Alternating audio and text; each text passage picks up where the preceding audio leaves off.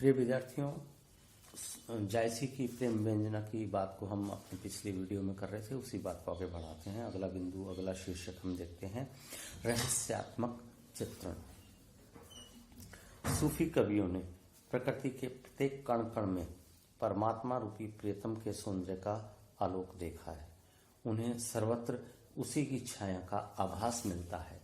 जायसी ने भी अपने काव्य में जीव और ब्रह्म का रूपक उपस्थित करके उन दोनों के मिलन में प्रकृति को सहायक बतलाया है। इस कारण जायसी ने उस परोक्ष ज्योति और सौंदर्य सत्ता की ओर प्राकृतिक उपादानों के सहारे रहस्यात्मक संकेत किया है। उदाहरण देखें, बहुते ज्योति ज्योति ओहि भई, रवि ससी नखत दीहि ओहि ज्योति, रतन पदार्थ मानक मोती।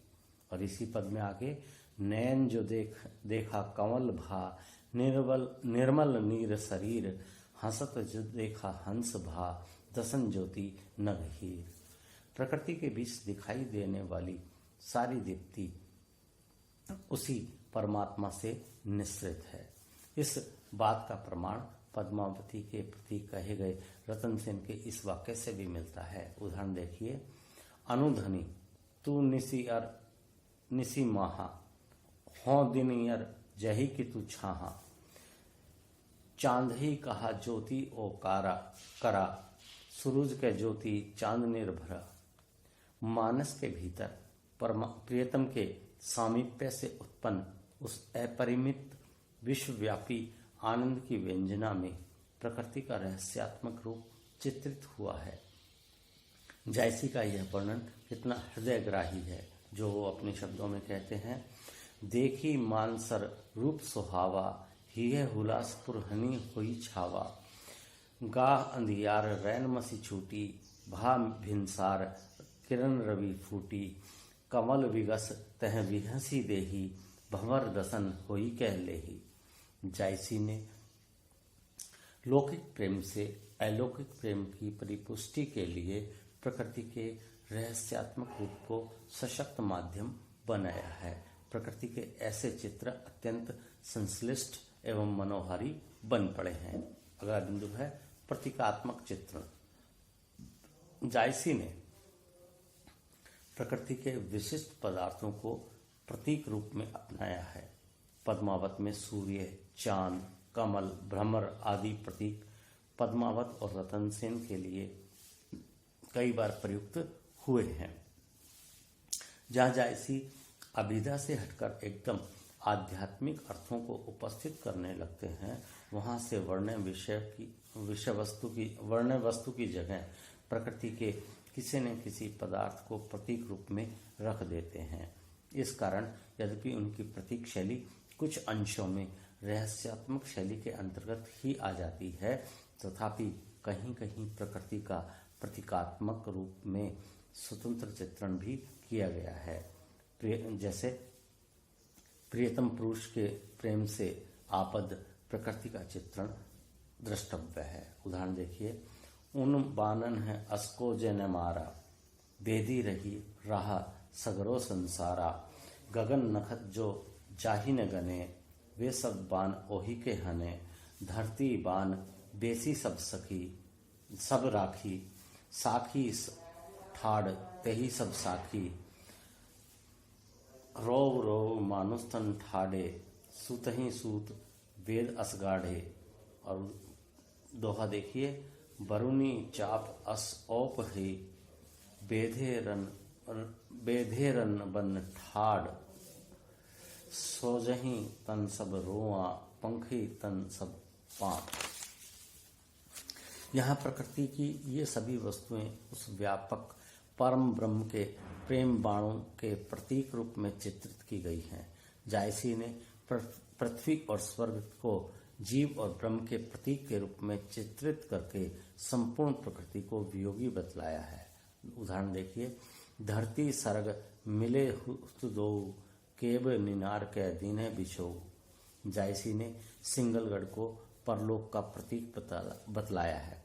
उस अमर धाम को प्राप्त करने के लिए प्रकृति के सारे महाभूत प्रयत्नरत रहते हैं। उसके लिए साधना की आवश्यकता है। इस अभिमत को अभिव्यक्त करने के लिए जायसी ने जो प्रतीकात्मकता अपनाई है वो देखने योग्य है। उदाहरण देखिए, बिजुरी चक्र फिरे चहु फेरी, ओ जमकाल फिरे जम केरी, धाई जो बाजा के मन साधा, मारा चक्र भय दुई आधा, चांद सूरज और नखत तराई, तेही डर अंतरिक्ष फिरहि सवाई, पवन जाई तह पहुँचे हा, मारा तस लोटे भुई रहा, अग्नि उठी जरी बुझी नियाना, धुआं उठा उठी बीच बेलाना, पानी उठा उठी जाई न छुआ, बहुरा होई आई भुई चुआ।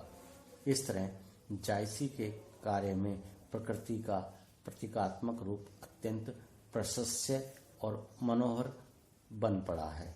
उनके द्वारा विरानुभूति की सशक्त व्यंजना हुई है। अगला बिंदु हम देखते हैं जायसी के प्रेम व्यंजना की विशेषताएं। जायसी के काव्य में प्रेम के स्वरूप का विस्तार पूर्वक विवेचन करने के बाद यहाँ तत्संबंधी कुछ सामान्य विशेषताओं की चर्चा भी आवश्यक है। मुख्य रूप से यहाँ 3 विशेषताओं का उल्लेख किया जा सकता है। मानसिक पक्ष की प्रधानता, दूसरा है भारतीय और फारसी पद्धतियों का समन्वय, और तीसरा है भावात्मक और व्यवहारिक शैलियों का समन्वय। अब पहला बिंदु देखते हैं हम, मानसिक पक्ष की प्रधानता। जायसी के श्रृंगार में मानसिक पक्ष की प्रधानता है। संयोग और वियोग दोनों पक्षों में उनकी दृष्टि भावात्मकता की ओर ही अधिक रही है। शारीरिक काम भावना का चित्रण कम हुआ है। संयोग पक्ष में कवि ने मन के उल्लास का और वियोग पक्ष में वेदना का कथन अधिक किया है। यह जायसी ने जहाँ शारीरिक भोग विलास का वर्णन किया है, उनमें विलासिता के बीच बीच में भी प्रेम का भावात्मक स्वरूप प्रस्फुटित होता दिखलाई पड़ता है। उनके विरह वर्णनों में एक गांधीर्य है और वेदना को अत्यंत तीव्र व्यंजना भी मिलती है। दूसरा बिंदु है भारतीय और फारसी प्रेम पद्धतियों का समन्वय। भारतीय प्रेम पद्धति में नायिका के प्रेम का वेग अधिक दिखलाई पड़ता है, जबकि फारसी के प्रेम में नायक के प्रेम का वेग अधिक तीव्र रहता है। जायसी ने अपने पद्मावत में इन दोनों पद्धतियों का समन्वय किया है। पहले उन्होंने फारस की प्रेम पद्धति का अनुसरण करते हुए रतन सेन को अपने प्रेम पात्र की प्राप्ति के लिए अत्यधिक प्रयत्नशील दिखलाया है, और फिर नायिका के प्रेमोत्कर्ष का भी वैसा ही चित्रण किया है। उत्तरार्ध में तो नायिका के प्रेम का उत्कर्ष ही प्रधान हो गया है। इस प्रकार पद्मावत की प्रेम व्यंजना में भारतीय और फारसी दोनों पद्धतियों का समन्वय हो गया है। संयोग और वियोग के विभिन्न प्रसंगों के वर्णन में भी इन पद्धतियों का समन्वय देखा जा सकता है। भारतीय पद्धति के अनुसार कवि संयोग श्रृंगार वर्णन में मर्यादित और वियोग वर्णन में वेदना की अभिव्यक्ति की ओर झुका रहता है, परंतु फारसी पद्धति के प्रभाव से वह संयोग वर्णन में अश्लील दृश्यों तथा वियोग में ऊहात्मक उक्तियों का समावेश भी कर देता है। वियोग वर्णन में विवत्सा की यह योजना देखी जा सकती है। देखिए उदाहरण, विरह सराग नहीं भूंजे मासू, गिरी गिरी परे रकत के आंसू, कटी कटी मासू सराग पी रोवा, रगत के आंसू मासू सब रोवा। और तीसरा और अंतिम बिंदु है भावात्मक और व्यापारिक शैलियों का समन्वय। पद्मावत की प्रेम व्यंजना की एक अन्य विशेषता है भावात्मक और व्यवहारिक शैलियों का समन्वय। पद्मावत में भारतीय प्रेम पद्धति के अनुसार लोक व्यवहार के बीच अपनी आभा का प्रसार करने वाले प्रेम और फारसी पद्धति के अनुसार मसनवियों के एकांतिक लोक ब्रह्म और स्वतंत्र भावात्मक सत्ता के रूप में विकसित होने वाले प्रेम, इन दोनों की समान रूप से व्यंजना मिलती है। पद्मावत में इसी समन्वय के अनुसार एक और पद्मावती और रतन सेन तथा दूसरी ओर नागमती और रतन सेन के प्रेम प्रसंगों की अवतारणा की गई है। अंत में दोनों का दाम्पत्य जीवन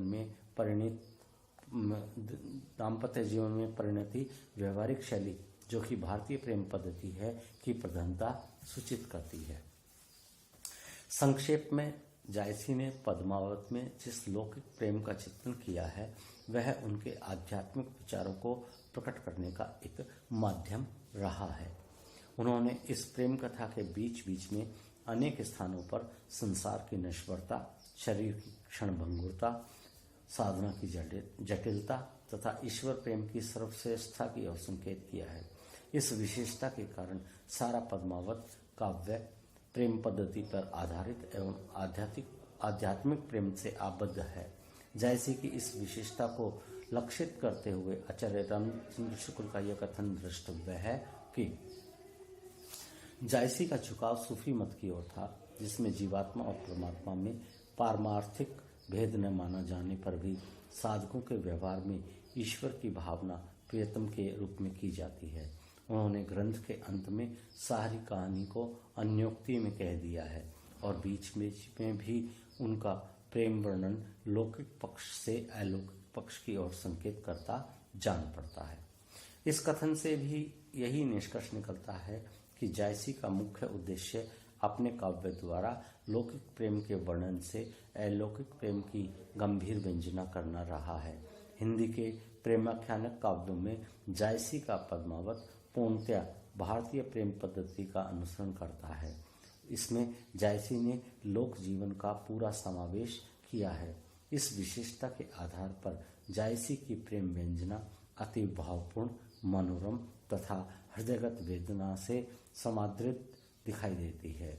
जायसी का पद्मावत इस दृष्टि से भारतीय प्रेमाख्यानक काव्यों की परंपरा में कालजयी कीर्ति स्तंभ है। और इसी के साथ हम इस प्रश्न को पूरा करते हैं। धन्यवाद विद्यार्थियों।